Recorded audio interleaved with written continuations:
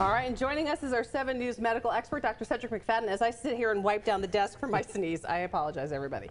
You wanted to put on a mask, but you're good, right? We're going to make it through this. Okay, we're going to talk about going outside and whether or not that puts you at risk for COVID-19 infection. So it's a big question people are having, right? They're going to the beaches, going to the pools. Yeah, especially with this weekend, Memorial Day weekend. You know, theoretically, it is safer outdoors than it is indoors, whether it be the fresh air, whether it be the more space that you can separate yourself between people. But there are certain things that we can do to really negate the safeguard that outdoors brings, whether that be just sort of lowering our guard when we're outside, or whether it's just coming in contact with people who themselves are not being safe. And so that combination of things, remembering that whoever you come into contact with, you're also coming into contact whoever they've come into contact with over the past 14 days. So we really have to be careful when we go outside that we don't let down our guards. So are there places in particular that we need to pay more attention to, and what exactly are we putting ourselves at risk for? Is it the droplets in the air blowing around? So the wind. So the wind is actually one of the reasons why it is still a bit safer outside. Even a small breeze can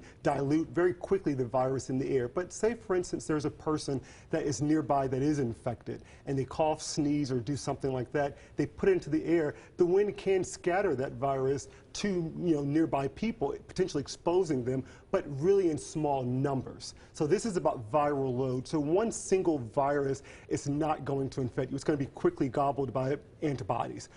However, if you have hundreds or thousands of these particles that come out through a conversation, that's when it gets rough. And so that's where the wind comes in handy, by sort of washing that away from you a little bit more. I've heard some people talk about how it's almost like, remember Pigpen from Snoopy or something, that there's like that cloud of sort of the dirt in Pigpen's case. But with coronavirus, is it kind of like that the person has got a little bit of a sense of virus around them that can spread in that wind? Well, if they're not talking, if they're not speaking, if they're not sneezing, it's less likely that it's just going to be emanating around them. But even talking itself can still expel hundreds or thousands of these droplets into the air, and it can linger there for up to 8 to 14 minutes just with talking alone. So you still have to be very careful, even when you're outside, even if you're at the beach. So if you're at the pool or at the beach, what do you do? I mean, is 6 feet enough, or do you really need to give yourself more space than that? So consider your positioning.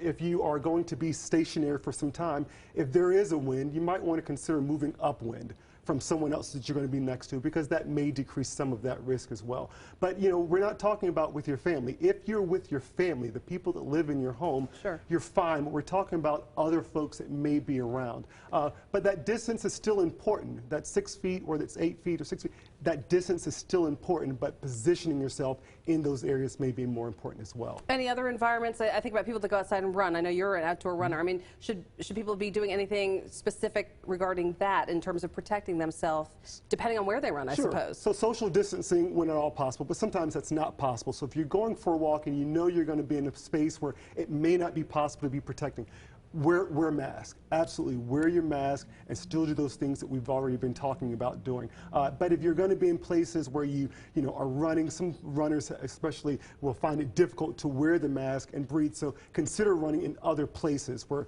wide open spaces, where there are less runners, or where there's less times where they're running. So early morning or later evening, not in the middle of the day where it's going to be more crowded. And really quickly, no matter the situation, whatever we are doing outdoors, if we get to an area and it is more crowded than we think is safe, move. Don't go there.